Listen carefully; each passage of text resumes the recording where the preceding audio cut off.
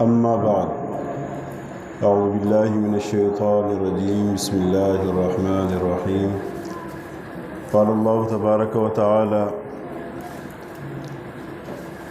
شهر رمضان الذي أنزل فيه القرآن وقال الله تبارك وتعالى إنا نحن نزلنا الذكر وإنا له لحافظون وعن علي رضي الله عنه قال رسول الله صلى الله عليه وسلم من قرأ القرآن فاستظهره فأحل حلاله وحرم حراما أدخله الله الجنة وشفعه في 10 من أهل بيته قد وجبت له النار أو كما قال عليه السلام. وعن معاذ الجهني رضي الله عنه قال رسول الله صلى الله عليه وسلم من قرأ القرآن وعمل بما فيه ألبس والداه تاج يوم القيامة ضوءه أحسن من ضوء الشمس أو كما قال عليه السلام. میرے محترم دوستو، عزیز بھائیوں، بزرگوں، آگے آ جائیں، بس آگے آ جائیں.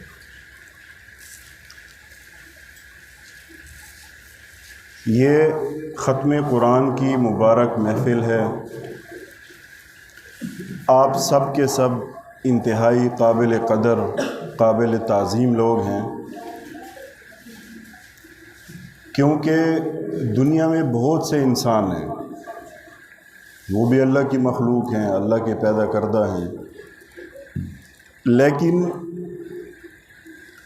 توفیق خداوندی جس کے شامل حال ہو وہی اللہ کے گھر آتا ہے. ایسے بھی ہم روزانہ دیکھتے ہیں کہ تراویح کا وقت ہوتا ہے، ان بھائیوں کو اللہ توفیق دے، اللہ ان کے حال پہ رحم کرے. تو شہر میں ہم دیکھتے ہیں کہ جناب جتنے ہوٹل ہیں، جتنے جوس کے کارنر ہیں، وہ سب آباد ہوتے ہیں. تو جن نے یہاں پہ تراویح قرآن پڑھا، حافظ صاحب نے، اللہ نواز صاحب نے، اور آپ نے سنا، تو یہ محض اللہ کی توفیق سے ہوا ہے. بغیر اللہ کی توفیق کے کوئی ایک مرتبہ سبحان اللہ بھی نہیں پڑھ سکتا، اور بغیر اللہ کی توفیق کے کوئی گناہ سے بچ نہیں سکتا. تو اس لیے یہ مبارک محفل بہت سی حدیث میں وارد ہوا ہے کہ یہ ایسی مبارک محفل ہے کہ اس پہ اللہ تعالیٰ کی رحمتیں اور برکتیں اترتی رہتی ہیں، نازل ہوتی رہتی ہیں، کیونکہ یہ اللہ کا کلام ہے، یہ قرآن ہے، اور یہ اتنی بابرکت چیز ہے، اتنی بابرکت چیز ہے کہ احادیث میں اس کے جو فضائل ہیں وہ بہت زیادہ ہیں، بہت زیادہ وارد ہوئے ہیں.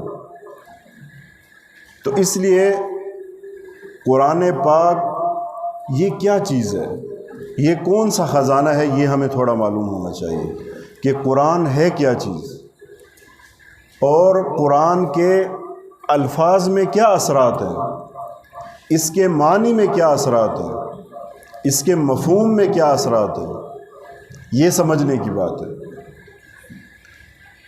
اب میں سب سے پہلے بتاتا ہوں کہ قرآن پاک یہ ایسی بابرکت چیز ہے، ایسی مؤثر چیز ہے کہ آپ صلی اللہ علیہ وسلم پر جب یہ قرآن نازل ہوا تو یہ قرآن کا نزول حضور پہ یہ اس طرح ہوا کہ سب سے پہلے تو کافر تل ملائے قریش مکہ، کیونکہ سالہ سال سے وہ ان بت پرستیوں میں، شرک میں، ان چیزوں میں لگے ہوئے تھے، توہمات میں.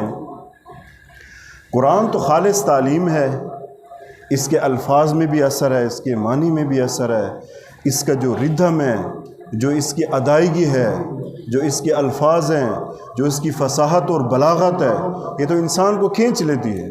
یہ سحر ہے، یہ ایک جادو ہے قرآن. ایسا ان پہ جادو ہوتا تھا. ایک مرتبہ ایسا ہوا کہ عتبہ بن ربیعہ، یہ مکہ کے بڑے سرداروں میں سے ہے، مشورہ دار الندوہ میں چلتا تھا کہ اس محمد کا کیا کیا جائے. یہ محمد تو ایسا شخص ہے کہ یہ جو کلام لایا ہے، یہ جو قرآن لایا ہے، اگر اس کلام اس قرآن پہ سب کے سب یعنی جو ان کے عمل پیرا ہیں یہ تو ہم سے ہٹ رہے ہیں ہماری زندگی سے. ایک تو ہمارے بڑوں کو برا بھلا کہہ رہے ہیں کہ وہ ایسے ٹھیک نہیں تھے، مشرک تھے، یہ تھے وہ تھے. دوسری بات یہ کہ ان کی سرداری خطرے میں تھی. عتبہ بن ربیعہ، شیبہ بن ربیعہ، عمر بن حشام، ابو جہل، ولید بن مغیرہ، خالد بن ولید کا باپ، سہیل بن عمر، یہ بڑے بڑے نامور سردار تھے. مال بھی بڑا تھا اور چلتی بھی تھی. اور سب سے زیادہ جو ابو جہل تھا نا، اس کے سب سے زیادہ چلتی تھی. یہ بنو مخزوم قبیلے کا تھا اور بنو مخزوم قبیلہ بڑے قبیلوں میں سے تھا. یہ وہ بدبخت سرداران مکہ ہیں جو آپ صلی اللہ علیہ وسلم کے قرآن کے مقابلے میں آ گئے. اچھا، جب انہوں نے بھیجا، میں وہ بات کر رہا ہوں، جب انہوں نے بھیجا کہ جا کے تم محمد کو سمجھاؤ کہ اس سے باز آ جاؤ، اور ان کو ان کے سامنے یہ چیزیں رکھو. کیا رکھو ان کے سامنے؟ ان کے سامنے یہ رکھو کہ اگر آپ کو دولت کی ضرورت ہے، ہو سکتا ہے وہ دولت کی وجہ سے ایسا کر رہا ہو. یہ جو نئی چیز لایا ہے اور ہمارے آباء و اجداد کے بھی خلاف ہے، ہو سکتا ہے وہ دولت چاہتا ہو. تو تم اس کو کہنا ہے محمد کہ اگر تمہیں دولت کی ضرورت ہے، تمہیں پیسے کی ضرورت ہے، تمہیں مال کی ضرورت ہے، ہم تمہیں سارے سردار اتنا پیسہ اکٹھا کر کے دیں گے کہ اس مکہ میں بلکہ پورے عرب میں آپ سے زیادہ مالدار کوئی نہیں ہوگا. پہلی بات. دوسری بات یہ ہے کہ اگر آپ کو کوئی بیوی چاہیے، کوئی خوبصورت عورت چاہیے، کفار کے سب سے پہلے ہتھ کنڈے یہی ہوتے ہیں حق کو روکنے کے لیے. اگر آپ کو کوئی عورت چاہیے تو ہم عرب کی سب سے خوبصورت عورت آپ کو دے دیں گے. اگر آپ کو سرداری چاہیے تو ہم آپ کو سب سے بڑا اپنا تمام یہ جو ہے نا ہمارے مکہ میں قریش، کیونکہ قریش کی بڑی عزت تھی، جتنے بھی عرب قبائل تھے وہ قریش کی اس وجہ سے عزت کرتے تھے کہ یہ مکہ کے مجاور ہیں، اور مکہ جو ہے یہ بڑی بابرکت جگہ ہے. اس میں شرک تو تھا لیکن اس کو مانتے تھے، اگرچہ 313 بت پڑے تھے. تو اس وجہ سے جتنے بھی عرب تھے وہ سب ان کا بڑا احترام کرتے تھے. تو آپ کو ہم مکہ کا سب سے بڑا سردار بناتے ہیں.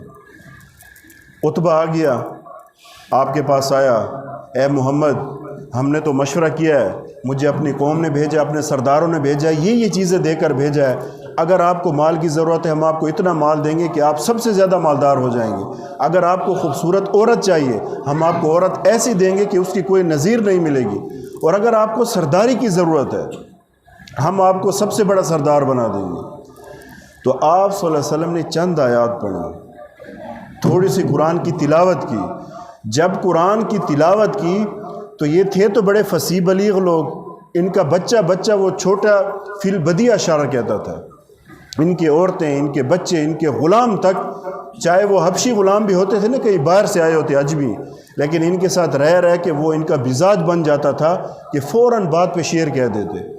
جب اس نے اس کلام کو سنا، اس کی فصاحت بلاغت کو سنا، اس کو سمجھا، تو عتبہ کا چہرہ متغیر ہو گیا، اس پہ قرآن کا اثر ہو گیا.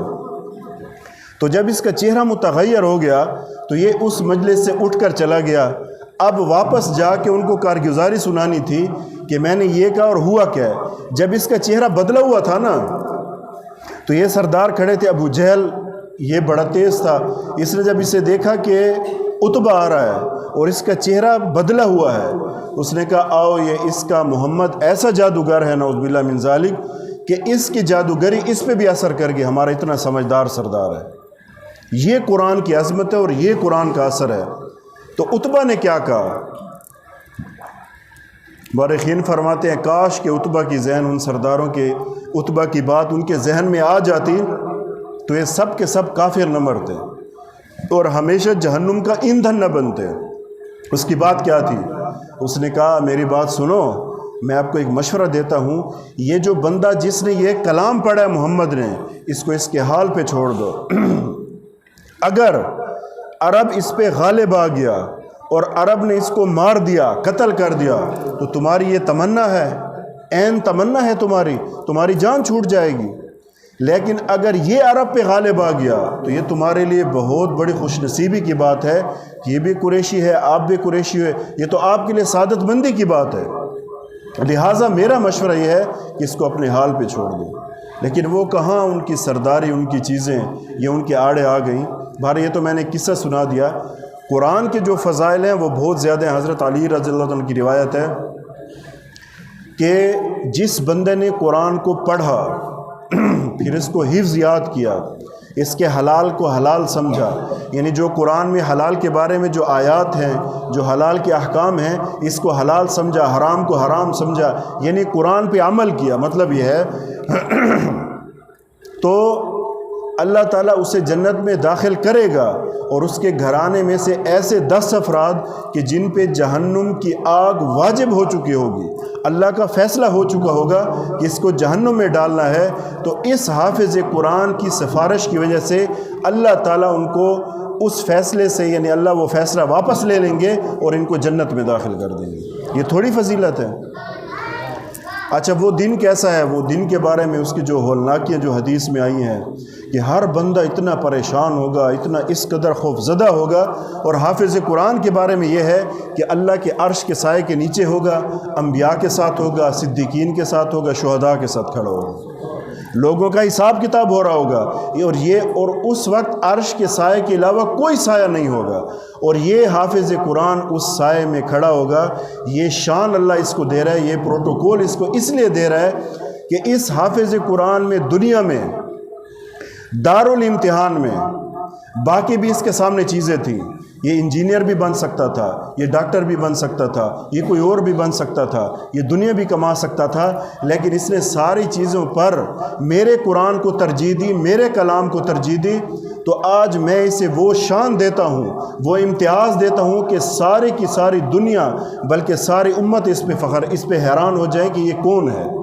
دوسری بات یہ ہے کہ جن ماں باپ نے ان پہ محنت کی ہوتی ہے، دیکھیں یہ وہ دور چل رہا ہے، یہ قرب قیامت ہے کہ اگر آپ اپنے بچے کو حافظ قرآن بناتے ہیں نا تو آپ کو بہت سے لوگ مل جائیں گے کہ بھائی آپ کیا کر رہے ہو، آپ اس کو حافظ بنا رہے ہو، اس سے تو بہتر ہے فلاں اسکول میں داخل کر دو، یہ بنا دو۔ ہم اس کے مخالف نہیں ہیں، مخالف بالکل نہیں ہے عصری تعلیم کے، ہونی چاہیے، اچھی چیز ہے، لیکن بہرحال وہ مشورہ یہ دیں گے آپ کو کہ آپ کیا کر رہے ہیں، تو آپ کو قسم قسم کے مشورے دیں گے۔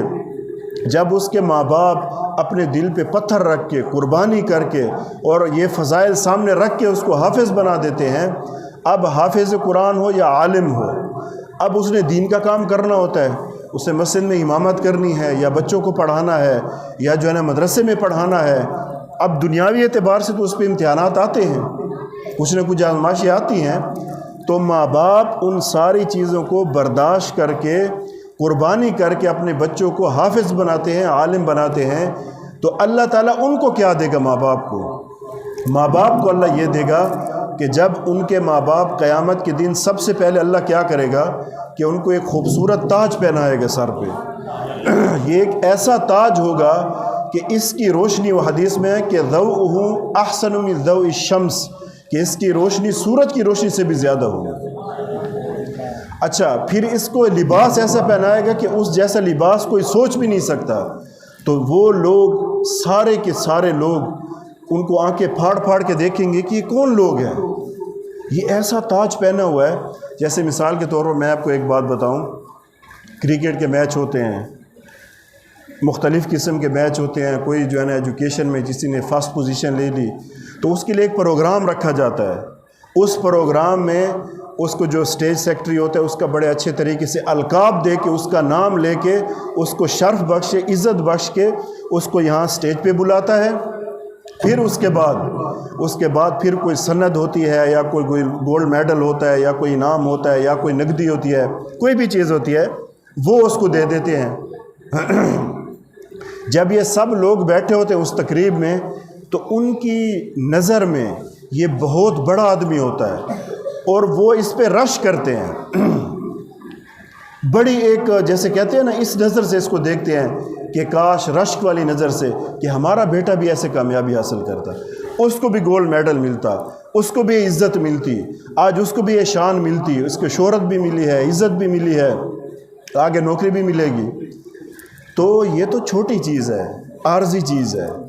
بہت سے ایسے گولڈ میڈلسٹ ہیں جو دھکے کھا رہے ہیں بیچارے، وہ تو مل گیا اس وقت، بعد میں کچھ نہیں ہوا، تو باہر ملکہ کو سوچ رہے ہیں. لیکن حافظ قرآن کی ایسی بات نہیں ہے. اس نے یہاں اللہ کے لیے قرآن پڑھایا، اللہ کے لیے دن رات محنت کی. حفظ کوئی آسان چیز نہیں ہے، یہ تو اللہ نے آسان کر دیا ہے. وَلَقَدْ يَسَّرْنَا الْقُرْآنَ لِلذِّكْرِ فَهَلْ مِن مُدَّكِرٍ، کہ ہم نے قرآن کو انتہائی آسان کر دیا ہے، کوئی اس کو پڑھنے والا؟ پھر جب قرآن کو اللہ نے اتنا، جب حافظ قرآن پڑھتا ہے یہ محنت کرتا ہے، 1 پارہ پڑھتا ہے، 2 پارے پڑھتا ہے، 10 پارے پڑھتا ہے، حفظ کر لیتا ہے، پھر گردان کرتا ہے، پھر ساری کی ساری زندگی یہ قرآن کی خدمت کرتا ہے، پوری زندگی قرآن کی خدمت کرتا ہے. تو میں آپ کو ایک مثال دیتا ہوں، ایک آسان جی مثال اس طرح کی. کوئی اگر کہنے وفا کروں گے، وفا کرے کہنے نا مطلب ہے کوئی کہنے ہاں کم کریں دے، یا کوئی کہنے گھر کم کریں دے، یا کہنے مطلب ہے کوئی نوکری کریں دے پیا، یا کہنے نال مثال ایک مثال ہے وہ پوری وفا کریں دے کہنے نال. تو اگر وہ جڑا بندہ ہے وہ سردار ہے یا خان ہے یا کوئی بھی ہے، انہیں کو مال بھی ہے تو دل بھی ہے، قدردان ہی ہے، وہ کیا کریں دیں جتنا زیادہ وقت گزرا ہوئے تو وہ کو انعام لازمن دیں دے. یاری ساری زندگی میں نے وفا کی تھی، ساری زندگی نے خدمت کی تھی، پوری زندگی اس نے خدمت کی. اور ہمارے ہاں اس نے جو ہے نا اتنے سال گزارے. اب جب وہ ریٹائرمنٹ، اگر وہ کیا ہو صاحب ظرف ہو، میں اس کی مثال دے رہا ہوں شاید اس کی وجہ سے آپ وہ مثال سمجھ جائیں، تو وہ اس کو پروٹوکول دیتا ہے، اس کو عزت دیتا ہے، جتنا ہو سکتا ہے اس کو دیتا ہے، اس کی حوصلہ افزائی کرتا ہے.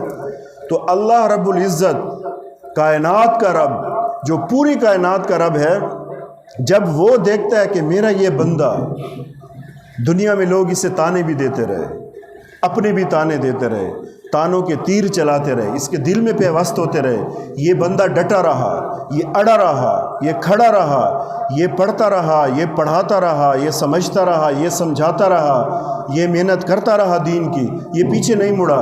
حالات بھی آئے، آزمائشیں بھی آئی، بھوک بھی آئی، فاقے بھی آئے، تانے بھی آئے، لوگوں نے بہت کچھ کہا، لیکن یہ بندہ کھڑا رہا میرے لیے.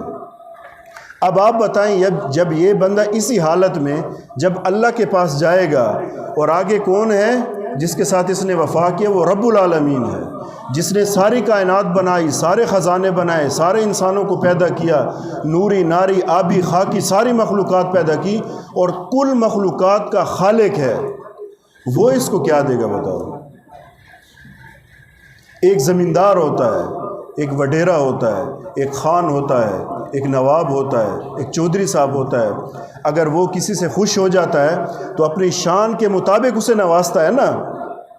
اب اللہ جب اپنی شان کے مطابق نوازے گا تو کیا ہوگا بتاؤ؟ آپ فیصلہ آپ کرو. تو یہ ہمیں یقین ہونا چاہیے، اس پہ ہمیں بھرپور یقین ہونا چاہیے کہ اللہ رب العزت کی ذات اس حافظ قرآن کو اتنا کچھ دینے والا کہ ہم سوچ بھی نہیں سکتے. اب لوگ دیکھ رہے ہیں کہ یار یہ کون لوگ ہیں جن کا تاج ایسا ہے کہ جس کی روشنی سورج کی روشنی سے زیادہ ہے. وہ بڑی حیرانگی سے دیکھ رہے ہیں، اور لوگ گردنیں اٹھا اٹھا کے ان کو دیکھ رہے ہیں، اور رشک بھری نظروں سے دیکھ رہے ہیں.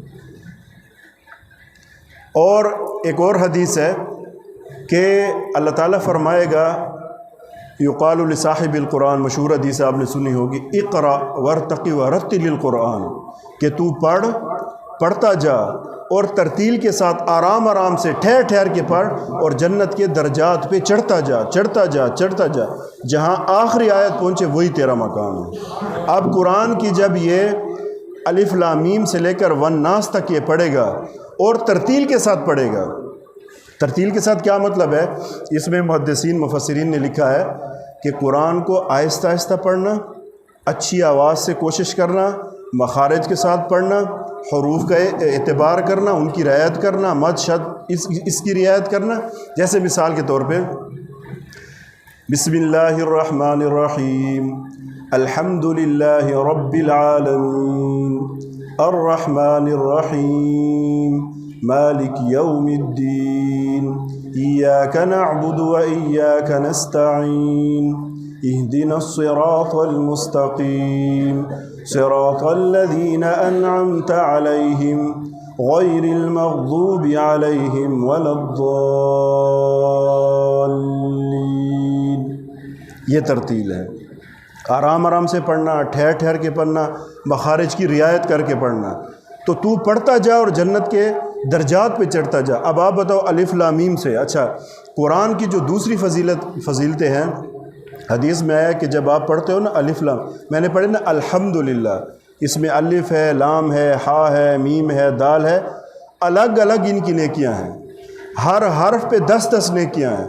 اور رمضان میں آپ حساب لگاؤ، رمضان میں کیا قیمت بڑھ جاتی ہے، ایک کا کتنا ملتا ہے 70۔ اب حساب لگاؤ، پھر کوئی حساب نہیں لگا سکتا۔ تو آپ انتہائی خوش نصیب لوگ ہو کہ حافظ صاحب نے پڑھا، ماشاءاللہ قاری صاحب بھی بیٹھے ہیں، حافظ اللہ نواز صاحب بھی بیٹھے ہیں، انہوں نے قرآن سنایا، اللہ نے ان کو توفیق دی، اور جنہوں نے پیچھے کھڑ کے سنا ہے تو یہ بڑے خوش نصیب لوگ ہیں، یہ اللہ کی توفیق سے انہوں نے سنا ہے۔ اچھا ایک اور واقعہ بتاتا ہوں۔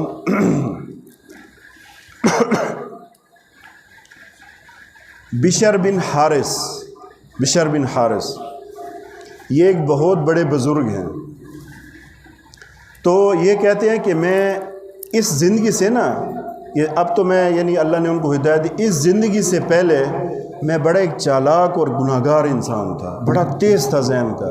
ایک دفعہ میں جا رہا تھا تو میں نے راستے میں دیکھا کہ ایک جو پرچی ہے نا اس پہ بسم اللہ لکھی ہوئی ہے اور وہ نیچے پڑی ہے۔ میں نے اس پرچے کو اٹھایا، میرے پاس جیب میں 2 درہم تھے، یعنی 2 روپے تھے کسی میں نے ان کی جا کے عطار کے پاس گیا، خوشبو والے کے پاس خوشبو دی، خوشبو لے کے میں نے اس پہ لگائی اور اس کے اونچی جگہ پر رکھ دیا۔ خواب میں کسی نے کہا کہ اے بشر کہ تو نے ہمارے نام کی اتنی تعظیم کی، ہمارے کلام کی اتنی تعظیم کی، ہم تمہارے نام کا ڈنکا پوری دنیا میں بجائیں گے، تمہیں ایسی عزت دیں گے، ایسا خوشبودار کریں گے کہ پوری دنیا یاد کرے گی۔ یہ تو قرآن کی کیا ہے، جو تعظیم کرتا ہے، جو اس کی قدر کرتا ہے۔ ابو مسلم خولانی یہ بہت بڑے بزرگ ہیں، تو یہ بوڑھے ہو گئے تو ان کی جو باندھی تھی نا اس کی نیت خراب ہو گئی کہ یہ بوڑھا ہو گیا، کسی کام کا نہیں ہے، میری جان نہیں چھوڑتی، اور روزانہ اندے پانی چندے خوراکی زار سٹے۔ بزرگ ہوئے ڈنڈیار ودن انہوں کو کچھ نہیں تھی نا، اے روزانہ زار سٹے انہوں کو کچھ نہ تھی، روز زار سٹے انہوں کو۔ اخیروں تھک کے پوچھے کہ اللہ تیرا بھلا کرے بزرگا، میں تو تیرے کو جان چھڑاونا چاہنی ہوں، تو بہت زیادہ بڈھا تھی گیا، میں تو مرے تھے، میری جان چھوٹے، میں آزاد تھی ہوں کہ نہیں ونجا کہ تے کو کچھ نہیں تھیا۔ اب ان کا جواب کیا تھا؟ ان کا جواب یہ تھا کہ جب بھی تم مجھے پانی پلاتی ہو یا دودھ پیش کرتی ہو یا مجھے لسی پلاتی ہو، میں بسم اللہ کر کے پیتا ہوں، تو اسی بسم اللہ کی وجہ سے مجھ پہ زہر اثر نہیں کر رہا۔ یہ تو قرآن کی میں نے کیا بتایا تھا، اس کے الفاظ میں، اس کے معنی میں، ہر چیز میں اثر ہے۔ مجنہ ایک علاقہ ہے عرب میں، تو وہاں ایک بندے نے، عرب تو آپ کو پتہ ہے بڑے سرپھرے لوگ ہیں، انہوں نے کیا کیا کہ قتل کر دیا، ایک عربی نے قتل کر کے بھاگا۔ اب جس وادی میں اس نے پناہ لی نا اس میں سانپ ہی سانپ تھے، اس قدر زیادہ سانپ تھے کہ کوئی وہاں سے زندہ نہیں بچتا تھا، اتنا ڈستے تھے نا اس کا جسم گل کے ختم ہو جاتا، اتنے زہریلے سانپ تھے۔ گھوڑے پہ وہاں اب جب آیا تو گھوڑا بھی تھک گیا، اترا، اب یہ جا رہا ہے، وادی پار کر رہا ہے۔ اس کنارے پہ جو نا وادی کی دوسری کنارے پہ 2 راہب رہتے تھے، راہب عیسائیوں کے بڑے، عیسائیوں کے عالم کہہ دو، وہ 2 راہب بیٹھے تھے۔ اب جب وہ سامنے سے دیکھ رہے تھے نا اس کو، اس نے کہا یہ کون بد نصیب بندہ ہے، جب یہ وادی میں داخل ہوا ہے ابھی اس کو اتنے زیادہ سانپ ہیں کہ انہوں نے ڈسنا ہے اور اس نے گل کے یہاں ختم ہو جانا ہے۔ ابھی وہ انتظار کر رہے تھے، اس کو آوازیں بھی دے رہے تھے۔ اس نے سورہ آل عمران کی صورتیں کو آیات تلاوت شروع کر دی، تھا تو مسلمان۔ اس نے کہا یہ تو اتنا خطرناک علاقہ، اسے بھی پتہ تھا۔ اس نے کہا میں آ تو گیا ہوں دشمنوں سے بھاگ کر، اب یہاں سے کون؟ اس نے سورۃ آل عمران کی کچھ آیات پڑھی، وہ اتنی بڑی وادی سے صحیح سالم گزر کر دوسری طرف نکل گیا، حالانکہ اس وادی سے کوئی بھی زندہ نہیں بچتا تھا۔ یہ قرآن کی برکتیں ہیں، یہ قرآن کے اثرات ہیں، یہ قرآن کے۔ اچھا، ابی بن کعب رضی اللہ تعالیٰ عنہ، ان کو آپ صلی اللہ علیہ وسلم نے خزانے کا بڑا بنایا۔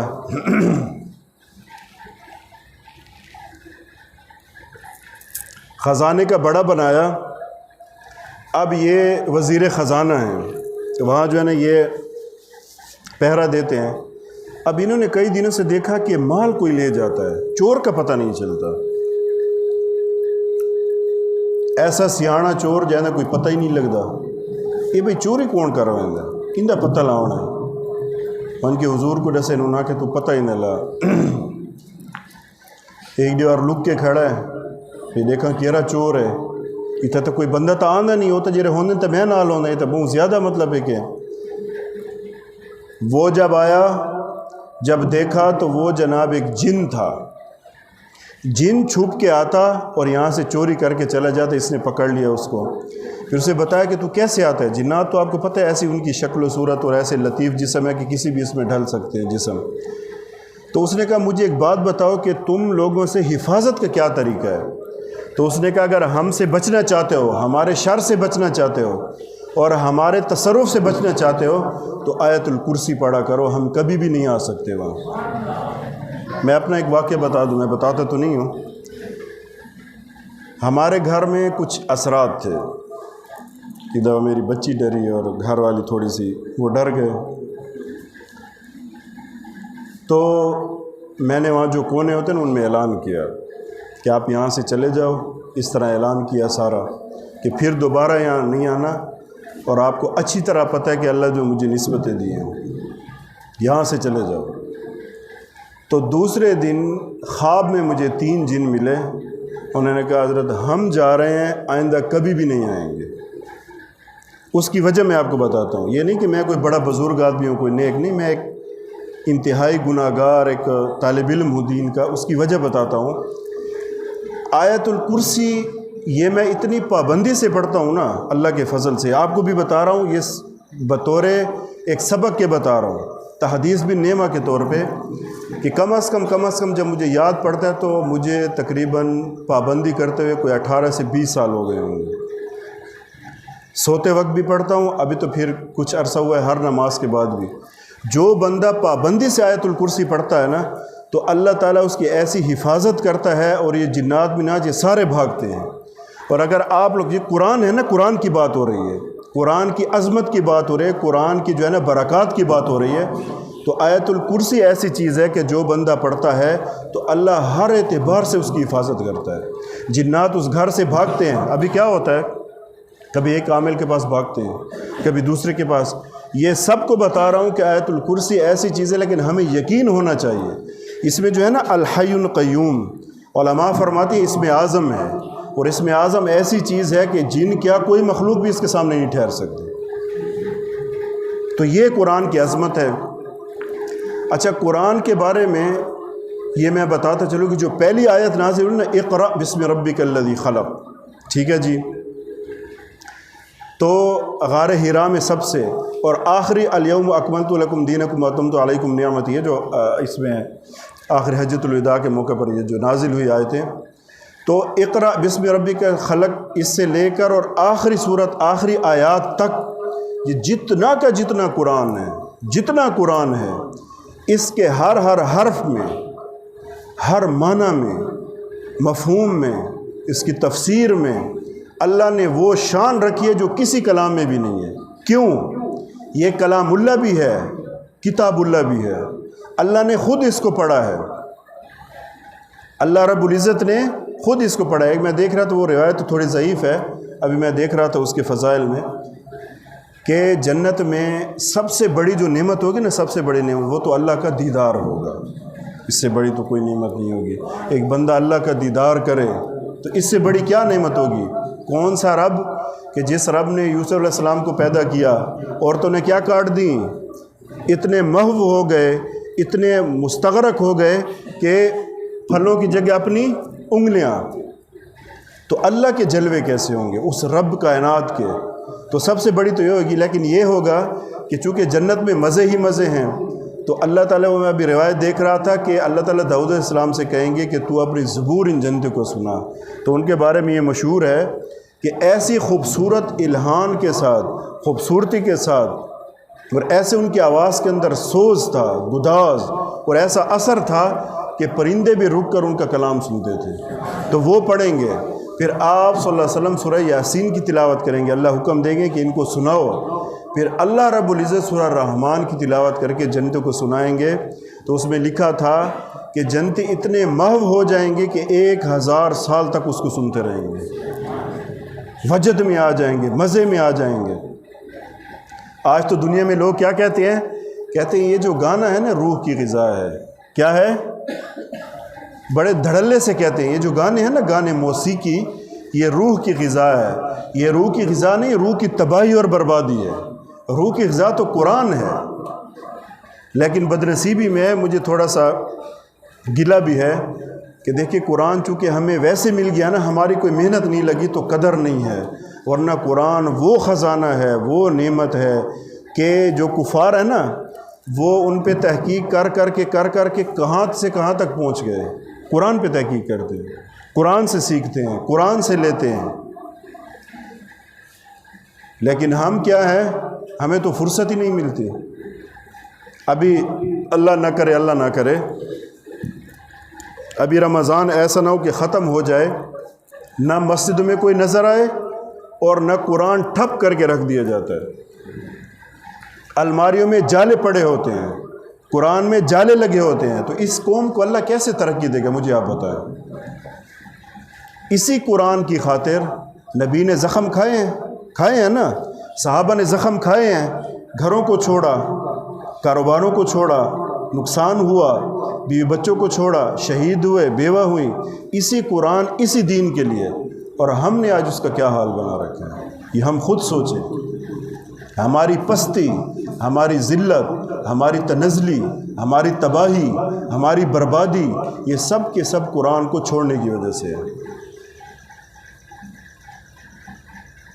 تو جب تک قرآن کو ہم نے پکڑا نہیں ہے نا، اس کو حضرت عمر رضی اللہ عنہ کی روایت ہے، ان اللہ یرفع بہذا الاقوام ویذو بآخرین، کہ اللہ تعالیٰ اسی قرآن کے ذریعے سے بہت سی قوموں کو اللہ نے اوپر اٹھایا، عزت دی، اور بہت سی قوموں کو اللہ تعالیٰ نے ذلیل و خوار کیا. تو یہی وہ قرآن ہے، یہی اس کی عظمتیں ہیں. میں ختم کے بارے میں تھوڑی سی بات بتا دوں. ختم قرآن ہے نا، ختم قرآن، انس رضی اللہ تعالیٰ عنہ ان کی روایت ہے، ان سے یہ ثابت ہے کہ جب وہ قرآن کا ختم کرتے تو گھر والوں کو جمع کر کے سامنے بٹھا کے ان سے دعا منگواتے، خود دعا مانگتے کہ دعا مانگو. اور اس کے بارے میں دیکھیں جہاں ختم قرآن کا ہو رہا ہوتا ہے تو وہاں یہ بات ہے کہ 60,000 فرشتے ان کے لیے دعائے مغفرت اور رحمت کرتے ہیں. انہوں نے قرآن ختم کیا، 60,000 فرشتے. اور یہ حضرت انس کی روایت آ گئی، یہ روایت آ گئی. دوسری بات یہ ہے کہ یہ ابھی میں نے دیکھا کہ جب قرآن کا ختم ہوتا ہے نا تو ایک دعا لازم قبول، باقی تو سب کی دعائیں قبول ہوتی ہیں، ایک دعا لازم قبول ہوتی ہے اس میں، باقی تو اکثر تو سب دعائیں قبول ہوتی ہیں. تو یہ ختم قرآن وہ بابرکت محفل ہے کہ اس میں آپ جو بھی دعا مانگیں گے وہ قبول ہوگی. اس میں بیٹھنا بھی سعادت ہے، اور اس کلام کو سننا بھی سعادت ہے، اور اس کے متعلق جو باتیں ہیں ان کو سننا بھی سعادت ہے. اچھا مجھے بتائیں، آپ کو نیند تو نہیں آ رہی؟ صحیح بتائیں. نیند آ رہی ہے تو بات ختم کرتے ہیں، اگر نیند نہیں آ رہی تو پھر بات کچھ آگے کرتے ہیں. آپ بتائیں، نیندر تو نہیں ہے بیٹھی؟ تھوڑی سی بات کر لوں مزید.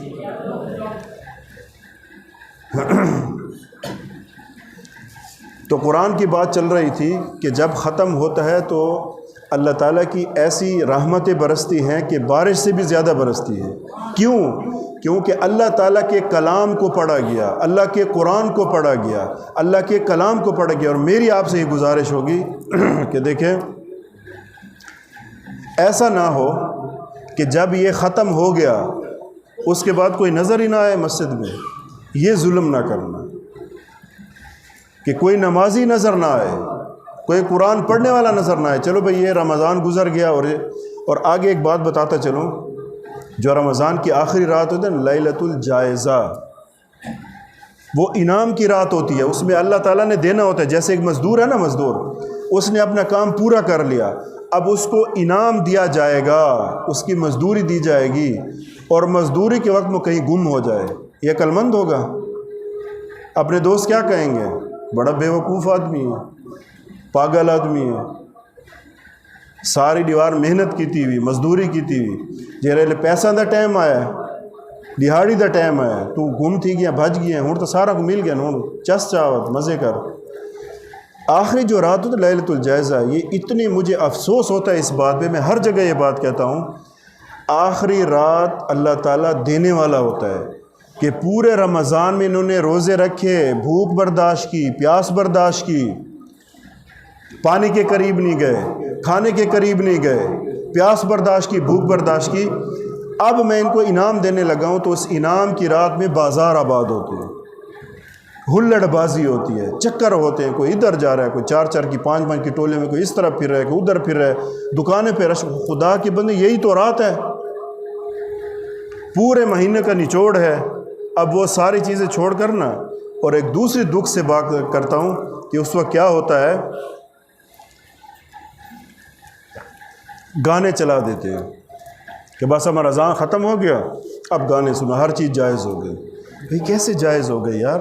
یہ تو ویسے حرام ہے، ابھی تو اللہ نے انعام دینا ہے اور تم ساری چیزیں شروع کر دی تم نے، تو اس سے بچا جائے۔ اور میری یہ درخواست ہوگی آپ لوگوں سے، اب جتنے حضرات ہیں، اللہ آپ کی عمر میں برکت دے، اللہ آپ کی زندگی میں برکت دے، آپ بیٹھ کے بات سن رہے ہیں، کہ دیکھیں نماز کسی حال میں نہیں چھوڑنی، کسی حال میں معاف نہیں ہے۔ موت کی حالت میں جب انسان بالکل آخری سٹیج پہ پڑا، اس وقت بھی معاف نہیں ہے۔ تو اس مسجد کو آپ لوگوں نے آباد کرنا ہے، اور اس مسجد کو بھی آباد کرنا ہے، اور آپ نیت کرو کہ اس کو خوبصورت سے خوبصورت بنانا ہے، بنانا بھی ہے، اپنا مال بھی لگانا ہے، اور اعمال کے ذریعے سے اس کو آباد کرنا ہے۔ یہ نہیں کہ خوبصورت تو بنا دیا، اب بھی ماشاءاللہ بڑی اچھی ہے، مزید اللہ آپ کو توفیق دے، آپ نے یہاں مال خرچ کیا، اللہ آپ کا مال قبول کرے، اور اللہ آپ کو اس کے اپنی شان کے مطابق بدلے دے۔ دوسری بات یہ کہ حافظ صاحب اللہ نواز صاحب ہیں، یہ دیکھیں جتنے حفاظ ہیں، جہاں جہاں قرآن سناتے ہیں، ان کی آپ جتنی خدمت کریں گے وہ کم ہے۔ وجہ کیونکہ اللہ کے خاص بندے ہیں، یہ اللہ کے خاص الخواص بندے ہیں، اور ان اللہ کے خاص بندوں کی جب اللہ کو اتنے محبوب ہیں، جب آپ اللہ کے محبوب پہ خرچ کریں گے تو کیا آپ اللہ کے محبوب نہیں بنیں گے؟ جواب دیں مجھے اس کا۔ اللہ کے جو محبوب لوگ ہیں، جب آپ کا مال وہاں خرچ ہوگا، پہلی تو یہ آپ کے لیے بہت بڑی سعادت ہے۔ دوسری بات ہے، جب اللہ کے محبوب لوگوں کے آپ کا مال خرچ ہوگا تو آپ اللہ کے محبوب نہیں بنیں گے، آپ بھی اللہ کے محبوب بن جائیں گے۔ اچھا، یہ خوش نصیبی ہوتی ہے،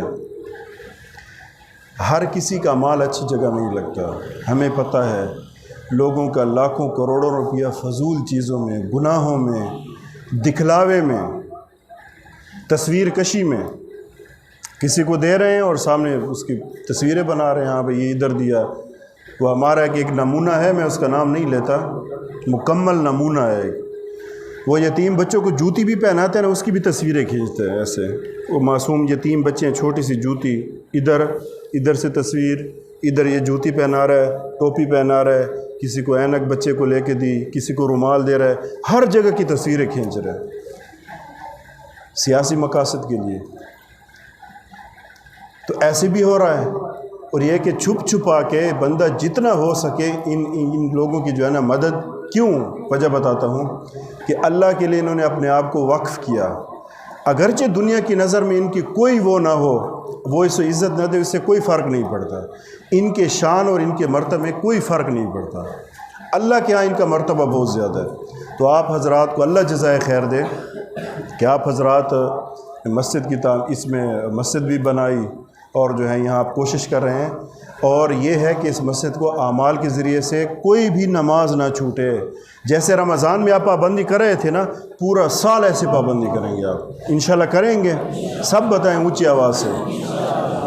جیسے آپ قرآن پڑھ رہے تھے کہ یار میں ختم کروں روزانہ، اگرچہ 1 رکوع، آدھا رکوع، 3 لائنیں ہوں، لیکن قرآن کے ساتھ ایسا ہمارا ایک تعلق ہو نا جو پوری زندگی رہے۔ اور آپ کو بتاؤں یہ قرآن اللہ کا کتنا لاڈلا ہے، قبر میں یہ ساتھ جائے گا، کھڑا رہے گا، جب منکر نکیر سوال کریں گے تو اس میں آسانی۔ دوسری بات یہ ہے کہ جب تک یہ اس شخص کو جنت میں داخل نہ کریں نا، یہ آرام سے نہیں بیٹھے گا۔ کہتا ہے قرآن اتنا جھگڑالو ہے، یہ اللہ سے بھی وہ کرے گا کہ یا اللہ اس کو لازماً بخشنا، کیونکہ یہ میرا بڑا خیال کرتا تھا. کہ ایسی چیزیں اللہ کا لاڈلا کلام ہے، یہ اللہ کے لاڈلا کلام ہے. اور میں نے اس کے اثرات تو آپ کو بتا دیے نا، واقعات بتائے کہ یہ ایسے اس کے اندر اثرات ہیں صرف بسم اللہ کے اندر کہ اب مسلم خولانی کو کیا کرتی رہی، زہر کبھی پانی میں، کبھی لسی میں، کبھی دودھ میں. بزرگ ویسے حشاش بشاش ہیں، اس نے کہا پتہ نہیں زار کوئی ملاوٹ نہ ہوئے ولا ویندی زار والے دو بھائی کیویں زار لیتی ہوئی انہیں ملاوٹ نہ ہوئے نا، اثر کیوں نہیں کریں گا. اخیر تھک کے نا جی میں بندہ ہتھیار نہیں بکا دینا بھئی حضرت تسا دسو کہ مسئلہ ہے، میں تو گزار دے تھک گئی ہیں. انہوں نے کیا جواب دیا، کیا کرتا ہوں میں، بسم اللہ پڑھتا ہوں، کوئی اثر نہیں ہوتا مجھ پہ. تو اس لیے آپ کی یہ بابرکت محفل، آپ کا یہ قرآن حافظ صاحب کا پڑھنا، ابھی تو مولانا بھی بننے والے ہیں، بس 1-2 سال ہیں، ان کا قرآن پڑھنا، اور ہمارے یہ محترم قاری صاحب بیٹھے ہیں، ان کا قرآن پڑھنا، آپ لوگوں کا قرآن سننا، یہ اللہ کی طرف سے خاص آپ لوگوں کو توفیق ملی، آپ نے اس سعادت کو حاصل کیا. اور اس بابرکت مجلس میں، اس بابرکت محفل میں آپ تشریف لائے. اللہ تعالیٰ آپ کی اس مجلس کو، آپ کا جو ہے نا وہ بیٹھنا قبول فرمائے، اور میرا جو کہنا ہے اس کو بھی اللہ قبول فرمائے، آپ کا سننا اللہ قبول فرمائے. وآخر دعوانا الحمدللہ رب العالمین. دعا کریں.